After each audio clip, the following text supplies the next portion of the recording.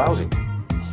The current economy is lousy, but I'm old enough to have lived through a few business cycles, so I'm not particularly perturbed by it. And I would say that change creates opportunity. So from an entrepreneur's perspective, this isn't a good time or a bad time. It's just a time. It's the time like any other time, and any other time there's always opportunities. Now the opportunity has to fit with the current economic context, but I don't think the fact that the economy's at a slow period and may be so for a while should be anything to deter entrepreneurs from pursuing their businesses.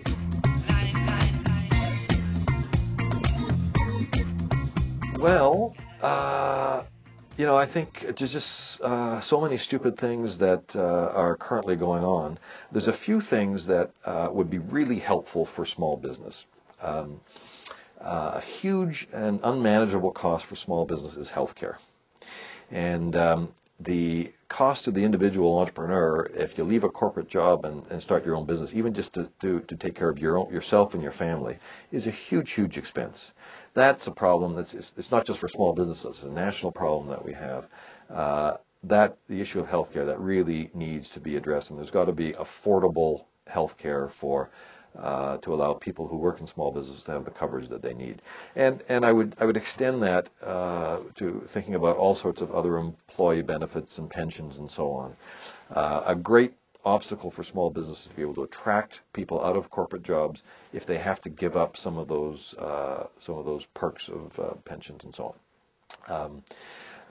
So healthcare is one big issue. The second big issue, we're now dealing with gasoline at unheard of prices, which is adding a real burden for lots of folks just getting back and forth to work, but it's changing the nature of our economy. This is potentially a good thing if this can be signaled through some policy way to suggest that we are going to, for once, take seriously the idea of reducing our dependence on oil. And the venture community is just chomping at the bit to be able to address some of these issues of renewable energy. The problem is that as oil prices have gone up and down, previous investments didn't pan out because the oil price goes up and the oil price comes down, and all of a sudden the cost of these alternative technologies is too expensive. So I think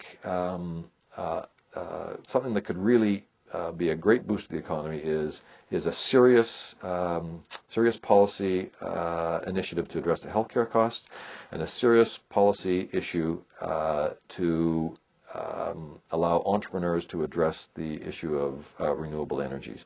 And that will just bring so much new talent and ideas into the marketplace.